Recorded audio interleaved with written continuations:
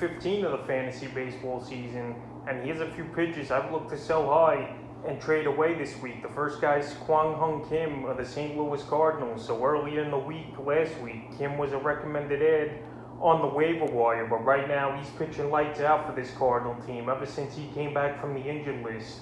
And right now he's one of the best pitchers in the last month here in all of fantasy baseball. In the season, 78 and a third, 5-5 record, 69 hits given up, 25 earned runs, 6 homers, 27 walks, 60 strikeouts, a 2.87 ERA, and a 1.23 WHIP for Kim here in the last couple weeks here. Like I mentioned, one of the best in all of fantasy baseball, 3-0 record in 19 innings, 11 hits, no runs given up, 5 walks, 10 strikeouts, an 0.84 WHIP and 3 quality starts. So right now he's pitching lights out as Kim, but I don't think it's going to be sustainable, obviously, where he has only given up 1 run in his last 4 outings. So right now, well, his value's at an all-time high, and while he's pitching as one of the best pitchers in all of fantasy baseball, he's a perfect sell-high candidate. I don't think he's going to be a bad pitcher, but there's no way he's not going to give up 1 run in the next 4 starts once again here. He's gone through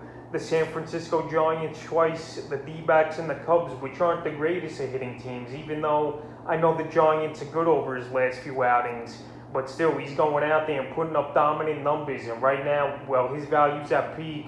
This is a perfect time to sell him high. The last few outings for him, June 30th versus Arizona, 5 innings, got the win, 3 hits, 1 earned run, 3 walks, 5 Ks, a 1.80 ERA, 1.20 WHIP. July 5th at San Francisco, 7 innings, got the win, 3 hits, no runs, 2 walks, 2 Ks, 0.71 WHIP, and a quality start. July 10th at the Cubs, 6 innings, got the win, 5 hits, no runs again, like I mentioned, 1 walk, 7 Ks, a 1 WHIP, and a quality start. And July 17th versus the Giants, 6 innings, got the win, 3 hits, 2 walks, a K, 0.83 WHIP, and a quality start. So right now, while he's going off and pitching great ball games, is Kim, this is a perfect time to sell him high, especially for a guy that got added on the waiver wire over the last few weeks and turn him into real value. You can't go wrong with that.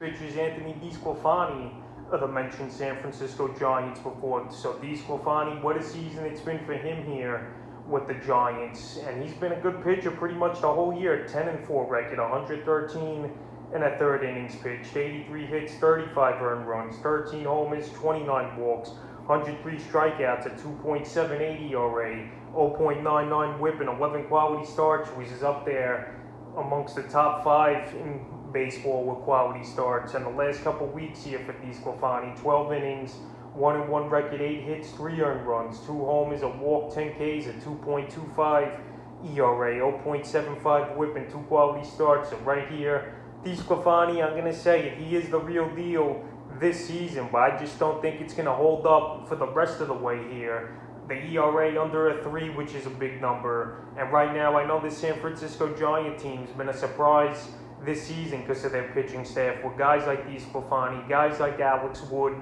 obviously in that rotation, and guys just performing each and every week here and day for this Giant team. But right now, DeSclafani, he had a couple easy matchups over the last few weeks here, and I just don't think he's going to keep this going like he has all season. July 4th at Arizona, 8 2/3, got the win, 6 hits, 2 earned runs, 2 walks, 7 Ks, a 2.08 ERA, 0.92 WHIP, and a quality start. July 10th versus Washington, 6 innings, got the win, 3 hits, 1 walk, 6 Ks, and 0.67 WHIP, and the quality start. And July 17th at the Cardinals, 6 innings, got the loss, 5 hits, 3 earned runs, 2 homers, 4 Ks, a 4.50 ERA, 0.83 WHIP, and a quality start. So obviously, it's been a great season here for him, but I just don't think his ERA is going to stay under a 3 like I mentioned. And right now, while he's still pitching very well here is DeSclafani, he's a definite sell-high candidate. And I think you could get a good bat or maybe a good starting pitcher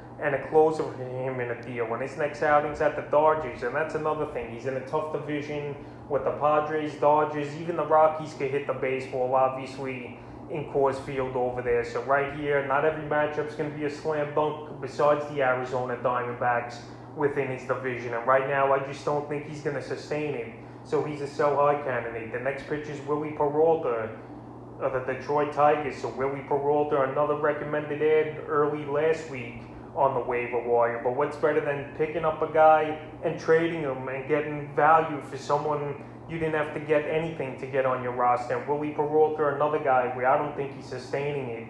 And it's a small sample size as well for him on the season. 33 innings with the Tigers, 3-1 record, 20 hits, 6 earned runs, 3 homers, 11 walks, 20 strikeouts, a 1.64 ERA, and an 0.94 whip with 2 quality starts. So Willy Peralta, great ERA so far, but his K to walk ratio isn't that great either. And he's not on a great team, let's be honest here. This Detroit Tiger team is nothing special. They've been a pretty bad team the last few seasons. And I know this AL Central ain't the greatest of divisions, with the Chicago White Sox as the leaders over there, but the Minnesota Twins struggling. The Royals not that great as well. But Willy Peralta, I just don't see him sustaining these stats. And he's a guy that's bounced around the major league the last few seasons, including last season not even making an appearance in the majors. So right now, while he's pitching great and it's looking up from here for him, this is a perfect time to sell him high. There's no way that ERA is going to be under a 2 this season. And there's no way he's going to be this consistent as well,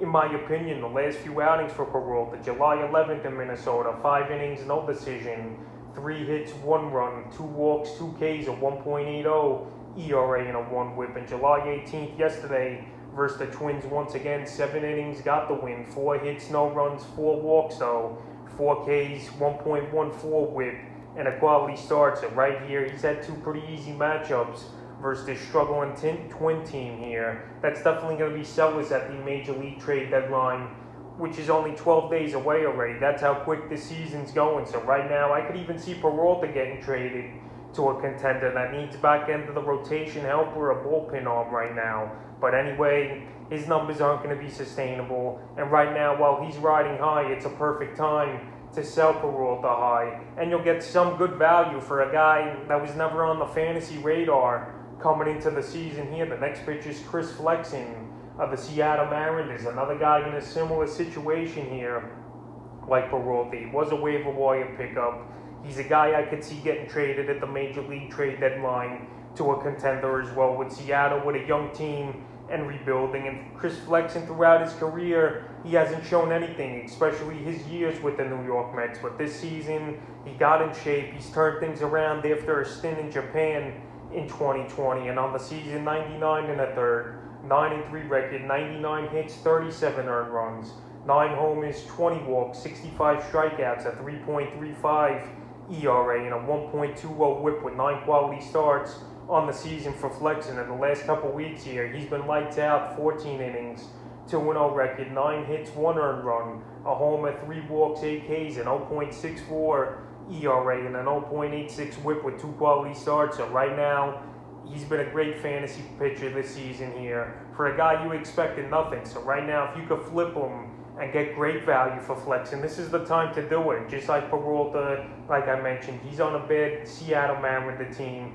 Even though they're not in the toughest divisions as amongst hitting teams, you got Oakland who can hit the ball decent. The Angels, they don't really hit the baseball, especially with Trout, who's been out 2 or 3 months now with his injuries over there. And that AL West is just not scary, in my opinion. And right here, Chris Flexen, he's been pitching good. Texas is another weak team, but if he gets traded to a contender, I don't think he's going to be as good. And Seattle's obviously a pitcher's ballpark, so the last few outings for Flexen, July 4th versus Texas, 6 innings, got the win, 4 hits and earned run, 5 Ks, a 1.50 ERA, and an 0.67 whip with a quality start. July 10th versus the Angels, 7 innings, got the win, 3 hits, no runs, 2 walks, 6 Ks, 0.71 whip, and a quality start. And July 16th at the Angels, 7 innings, got the win, 6 hits, 1 run, 1 homer, giving up a walk, 2 Ks, a 1.29 ERA, a 1 whip, and a quality start. So right now, he's pitching great baseball.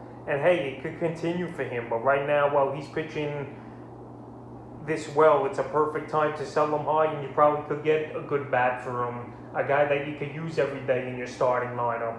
And wouldn't you do it this week if you're a Flexen owner? In the 5th and final pitch, I look to sell high and trade away Robbie Ray of the Toronto Blue Jays. So Robbie Ray, we know he's been a good fantasy player on and off throughout his career, especially in his Arizona Diamondback days. On the season here for Ray, 107 and a third, 8-4 record, 86 hits, 35 earned runs, 20 homers, 26 walks, 138 strikeouts, which is always a big number for Ray, a big strikeout pitcher throughout his career. 2.93 ERA, 1.04 whip, and 13 quality starts, which is up there as amongst the league leaders in quality starts on the season.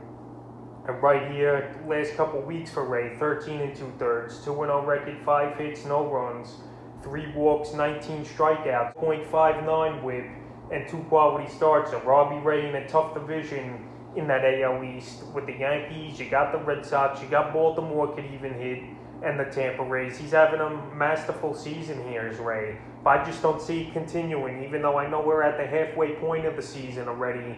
And he's another guy under a 3 ERA, but no way it's sustainable in my opinion. After the last couple seasons, his ERA has been high, especially last season with a 6.62 ERA. And I know it's a different year. I know things are different, but in my opinion, especially a guy who's given up a lot of home runs in his career. Right now, this year, he's given up more solo acts, but if he could get in trouble and give up more multi-home run homers, he's going to be in trouble, and I don't see it happening the rest of the way here, where this ERA is going to be low. So the last few outings for him, July 4th versus Tampa, 7 innings, got the loss, 5 hits, 2 earned runs, a homer, 2 walks, 6 Ks, 2.57 ERA, 1 whip and a quality start. July 11th at Tampa, 7 innings, got the win, a hit, no runs, 1 walk, 11 Ks, 0.29 whip and a quality start. And July 16th versus Texas, 6 2/3, got the win, 4 hits, no runs, 2 walks, 8 Ks, 0.90 whip and a quality start. So his next outing's July 21st versus the Red Sox. And right now, if you could sell Ray high, this is a perfect time to do it. And his numbers are great. The strikeouts are up there amongst the leaders in the league.